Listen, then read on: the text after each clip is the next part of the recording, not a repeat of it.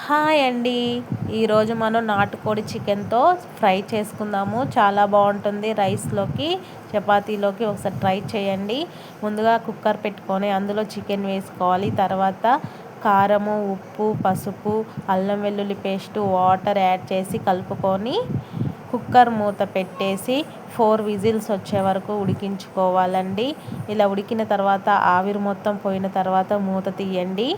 తర్వాత కళాయి పెట్టుకొని ఆయిల్ వేసుకొని జీలకర్ర, కట్ చేసిన ఆనియన్స్ వేసి వేపుకోవాలి. ఆనియన్స్ వేగిన తర్వాత పసుపు వేసి పసుపు మగ్గిన తర్వాత మనం ఉడికించి పెట్టిన చికెన్ ముక్కలు వేసి ఫ్రై చేసుకోవాలండి.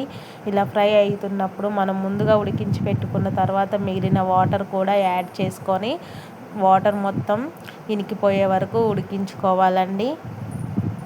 మధ్య మధ్యలో కలుపుతూ ఇలా వేపుకోవాలి చికెన్ మొత్తాన్ని. తర్వాత ఇలా కలుపుకున్న తర్వాత మనం కారాన్ని చూసుకొని కొంచెం కారము, కొంచెం ఉప్పు కూడా యాడ్ చేసుకోవాలండి.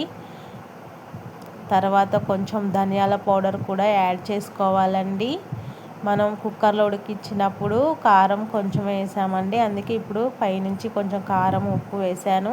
తర్వాత పుదీనా, కొత్తిమీర వేసుకోవాలండి. అంతే అండి, chicken fry ready. My channel subscribe please.